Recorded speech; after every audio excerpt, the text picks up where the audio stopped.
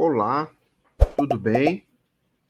Estamos aqui mais uma vez no canal GPost TV para fazer algumas reflexões em torno da história da educação. Vamos destacar um momento muito importante da história da educação que está vinculado com a chamada razão iluminista, certo? O chamado século das luzes, né? O século XVIII. E vamos utilizar aqui um texto para situar o iluminismo, que teve tanta influência não só no aspecto educacional, mas no conjunto da vida da sociedade moderna. Na Europa, nos Estados Unidos e depois em várias partes do mundo. E o iluminismo é um dos fundamentos da sociedade moderna. Apesar de ser muito combatido, né, pelo pós-modernismo, por exemplo, por correntes irracionalistas, né, anti-intelectualistas, anticientíficas, né, de todos os matizes. Bem, vou utilizar aqui o texto do Giovanni Reale e Dario Anticelli, História da Filosofia, tá certo? Essa edição aqui, ok? E eles vão aqui da editora, se não me engano, da editora Paulus. É sempre bom a gente que está estudando ou a educação, sociologia, ter uma boa história da filosofia, né, do desenvolvimento das ideias gerais que permearam o desenvolvimento da humanidade. Aqui eles vão dizer, no capítulo 18, né, a razão da cultura iluminista. E vão dizer nesse tópico primeiro. Vamos só comentar algumas partes. O lema do iluminismo tem a coragem de servir-te de tua própria inteligência. Interessante, né? Então eles começam. Emmanuel Kant, na resposta à pergunta o que é o iluminismo, 1784, assim escreve: o iluminismo é a saída do homem do estado de minoridade, que ele deve imputar a si mesmo. Minoridade é a incapacidade de valer-se de seu próprio intelecto, sem a guia de outro. Essa minoridade é imputável a si mesmo se sua causa não depende de falta de inteligência, mas sim de falta de decisão e coragem de fazer uso de seu próprio intelecto, sem ser guiado por outro. Sapere aude, né? Tenha a coragem de servir-te de tua própria inteligência. Esse é o lema do iluminismo, né? Ou seja, sapere aude, é ousar conhecer, ousar saber, confiar no intelecto, confiar na razão, né? Esse é o grito de liberdade da autonomia do sujeito, do indivíduo concreto, que está rompendo, que rompe com as amarras da Idade Média, governada pelos dogmas, pelas verdades inquestionáveis, verdades que não são observadas, que não são testadas, né? Que são garantidas pelo poder, vamos dizer, do clero, principalmente do clero da Igreja Católica, né? Que tinham, na Idade Média, o controle de todas as estruturas políticas também, né? Então, o iluminismo vai questionar isso, né? Então, o iluminismo é uma ideologia no sentido de conjunto de valores, como sistema de racionalidade, como sistema de crenças fundamentada na plena confiança da razão humana, que emerge da minoridade, emerge da dependência, emerge da autolimitação e se proclama como sujeito primeiro para discernir o que é certo, o que é errado, o que é bom, o que não é. Continuando, né? Aqui ele vai dar uma definição, os autores. Para os iluministas, somente o crescimento de nossa consciência pode libertar nossas mentes de sua servidão espiritual. Uma confiança decidida, mas não ingênua, na razão humana. um despreconceituoso uso crítico da razão, voltado para a libertação em relação aos dogmas metafísicos, aos preconceitos morais, às superstições religiosas, às relações desumanas entre os homens, às tiranias políticas. Eis a característica fundamental do iluminismo. Então, o iluminismo foi um sistema filosófico, um sistema de coordenadas, vamos dizer assim, conceituais, revolucionário. Certo? Então, o iluminismo, nesse sentido, foi revolucionário. Por quê? Porque o iluminismo proclamou algumas coisas que, até aquela época, eram coisas absurdas. Né? Então, veja, o poder da razão humana para romper com os dogmas metafísicos. Isso já havia sido preparado antes pela Reforma Protestante. Você não tem uma única visão sobre a realidade, em especial sob a perspectiva da religião. Então, você tem o direito de questionar isso. Por que eu tenho que acreditar nisso ou naquilo? Já que existem inúmeras correntes religiosas. Também, uma crítica aos preconceitos morais. Então, a ética passa a ser governada pela razão, não por um conjunto de dogmas que não são demonstráveis, mas têm que ser aceitos absolutamente. Também contra as superstições religiosas. Né? Isso foi preparado também pela Reforma, já que são inúmeras correntes que brotaram da Reforma Protestante. Então, você tem a Igreja Católica, tem os luteranos, tem a Igreja Reformada, né, que é o Calvinismo, tem os primeiros presbiterianos, os anabatistas e outras inúmeras correntes. Então, diante disso, por que eu tenho que aceitar uma coisa ou eu tenho que aceitar outra? Também um questionamento brutal, convicção firme de denunciar todas as desumanidades. Ou seja, as desigualdades sociais, as desigualdades de conhecimento, as formas de opressão são questionadas. Não são mais aceitas como algo dado pela natureza ou por uma ordem divina. E, portanto, uma luta, um combate às tiranias. Né? Então, essas são as características gerais do iluminismo que estão presentes ainda, no dia de hoje. Mais adiante, eles vão dizer, em relação aos iluministas, fazem da tradição um objeto de crítica, do mesmo modo que a ciência da natureza faz em relação à aparência sensível. Não é a tradição, mas sim a razão, a fonte última da autoridade.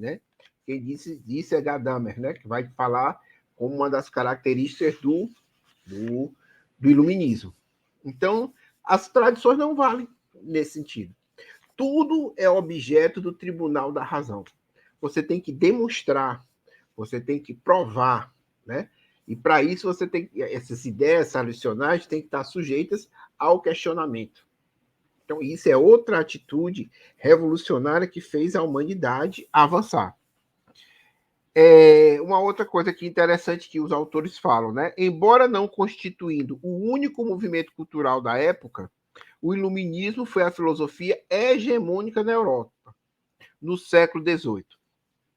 Ele consistia em um articulado movimento filosófico, pedagógico e político, que conquistou progressivamente as camadas cultas e a ativa burguesia em ascensão nos vários países da Europa, da Inglaterra à França, da Alemanha à Itália, em parte também na Rússia e até em Portugal. Inserindo-se em tradições diversas, o iluminismo configurou-se não tanto como um compacto sistema doutrinário, mas muito mais como um movimento em cuja base estava a confiança na razão humana, cujo desenvolvimento representa o progresso da humanidade, e a libertação em relação aos vínculos cegos e absurdos da tradição, da ignorância, da superstição, do mito e da opressão. Certo? Então, o século XVIII, por isso que é tido como século da razão, como século do iluminismo contra o chamado passado das trevas, tudo aquilo que era vinculado à opressão, ao mito, à superstição, à ignorância, a uma tradição que não é provada, que não é demonstrada, que tem que ser aceita porque é. Então, foi um movimento amplo e um movimento que foi vinculado a uma classe social que estava em ascensão, que era a burguesia, e que combatia, necessariamente, por isso, todas as ideias que estavam vinculadas a uma classe em decadência, que era a aristocracia, que era a nobreza, que eram alicerçadas em toda uma estrutura feudal, né? E aí, mais adiante, o texto aqui vai dizer: a razão dos iluministas se explicita como defesa do conhecimento científico e da técnica enquanto instrumentos de transformação do mundo e de melhoria progressiva das condições espirituais e materiais da humanidade, como tolerância ética e religiosa, como defesa dos inalienáveis direitos naturais do homem e do cidadão, como rejeição dos dogmáticos sistemas metafísicos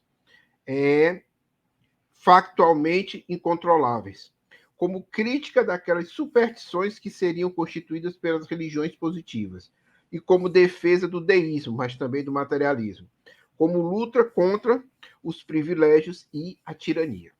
Certo? Então, era um movimento de uma classe progressiva e progressista, uma classe em ascensão, né? A classe dos burgueses, a classe dos mercadores, a classe dos banqueiros, que estavam expandindo o mercado, criando um mercado internacional, tendo contato com outros povos, impulsionando as grandes navegações, a colonização, certo? Que, é claro, né, teve o outro lado também, que foi também um instrumento de opressão, certo? Porque o capitalismo, depois a gente vai dizer essas contradições, mas em relação ao passado, em relação aos limites impostos pela estrutura social, a estrutura política, a estrutura ideológica, o iluminismo simbolizou essa libertação, né? Essa libertação dessa estrutura. Por isso foi um movimento filosófico, foi um movimento pedagógico, e aí educacional, porque você teria que formar as novas gerações dentro de uma perspectiva não mais subserviente às tradições, não mais subordinada aos dogmas, não mais subordinadas a um determinado lugar social imposto, né? Mas sim uma sociedade que estava em constante transformação, em constante avanço. Você necessitava de impulsionar a ciência, de impulsionar o pensamento crítico, de impulsionar a técnica, de romper os limites de tudo para tentar construir um mundo novo, né? Então, esse, né, o pensamento iluminista é antidogmático, se baseia no direito natural, certo? Contra toda forma de opressão e limitação. Vai questionar os sistemas metafísicos e as chamadas religiões positivas, ou seja, as religiões que existem concretamente. O catolicismo e as diversas correntes do protestantismo, mas também todas as religiões positivas conhecidas do mundo, o hinduísmo, o islamismo, o budismo, né? No sentido, e muitos filósofos iluministas vão questionar isso, né, na perspectiva de construir uma convivência universal entre as religiões, contra o sectarismo, contra as limitações, contra os desrespeitos, né, que as correntes religiosas muitas vezes têm umas contra as outras, né? Devemos nos lembrar que estavam bem presentes as chamadas guerras religiosas, de católicos contra protestantes, de protestantes contra católicos, ou entre católicos e muçulmanos, né, e outros confrontos, né, que eram baseados na questão de que a minha é verdadeira, a sua é falsa. Se a sua é falsa, né, ou seja, qual é a religião verdadeira? A que ganha a guerra. A que tem mais força, tem mais poder econômico, tem mais poder militar. Né? Então, também contra a perseguição às chamadas correntes minoritárias, tanto no protestantismo como no catolicismo, né, que eram tidas como heresias, né, que eram levados à fogueira, à tortura. Então, o iluminismo vai se levantar contra essas coisas, certo? Então, são essas as ideias do iluminismo, que vai ter profunda influência na educação. Porque como é que você forma os sujeitos, os futuros cidadãos, as futuras cidadãs, para esse tipo de mundo, um mundo com tolerância, um mundo baseado na ciência, baseado na racionalidade, baseado na convivência de diversas correntes filosóficas, entre diversas correntes religiosas. E mais ainda, por isso que o iluminismo, nessa fase da burguesia em ascensão, é otimista. É a filosofia da burguesia em ascensão. Assim, é uma filosofia que se empenha e trabalha pelo progresso. Tá bom? Então, está aqui, História da Filosofia, volume 2, tá ok? E essa questão, temos um texto muito interessante para concluir, que é de um brasileiro, Carlos Nelson Coutinho, né? O estruturalismo e a miséria da razão.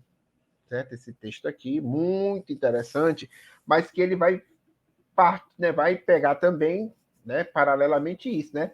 Vai demonstrar como sendo o iluminismo a filosofia da burguesia em ascensão, né? Que ele vai dizer que na história da filosofia burguesa é possível discernir com relativa nitidez duas etapas principais. A primeira, que vai dos pensadores renascentistas a Hegel, caracteriza-se por um movimento progressista, ascendente, orientado no sentido da elaboração de uma racionalidade humanista e dialética, do qual vai fazer parte o iluminismo. E depois, uma segunda fase, né, que se segue a uma radical ruptura ocorrida por volta de 1830, 1848, é assinalada por uma progressiva decadência pelo abandono mais ou menos completo das conquistas do período anterior, algumas de definitivas para a humanidade. Né? Então, quais são as características definitivas para a humanidade da fase de ascensão da burguesia, da qual faz parte o iluminismo? As categorias de humanismo. Né? Então, o iluminismo trouxe isso, né? A categoria de humanismo, de ser humano, né? Que transcende as diferenças regionais, as chamadas diferenças étnicas, né? Onde todos os seres humanos fazem parte de uma mesma unidade, né? Que seria a humanidade. Outra característica, né? É o historicismo, né? O historicismo concreto, né? Que a história, né? Que a realidade muda, que a realidade é mutável, que tudo se transforma, que não há uma realidade fixa. Né? Então, aquela velha história, né, do Heráclito, né, filósofo grego, só a mudança permanece. E, por último, a razão dialética, né? Ou seja, a realidade se transforma, a realidade é histórica, a realidade é contraditória, e, ao mesmo tempo, só um pensamento dialético que consiga aprender isso consegue não só entender a realidade, mas ter a capacidade de transformá-la. Então, o iluminismo, né, essa ideologia, essa filosofia, essa pedagogia, essa orientação política, inclusive orientação também econômica, que expressou os interesses da burguesia em sua fase de ascensão, ou seja, quando a burguesia de classe oprimida pelo feudalismo, oprimida pelo sistema aristocrático, pelo absolutismo, vai se emancipar e dirigir o conjunto da nação, ou seja, vai dirigir camponeses, artesãos, pequenos burgueses, para conquistar o poder político. Né? Então, nesse processo, ela vai ultrapassando, vai quebrando, vai questionando as estruturas políticas dominantes, as estruturas econômicas dominantes, e, nesse caso, também as estruturas ideológicas dominantes. Né? E também as estruturas educacionais, as estruturas pedagógicas que garantiam, certo, a antiga forma da sociedade, o chamado antigo regime, né? O chamado passado medieval, a chamada opressão espiritual, né? Que limitava o desenvolvimento dos indivíduos concretos. Então, o iluminismo vai ser uma filosofia progressista, uma filosofia otimista.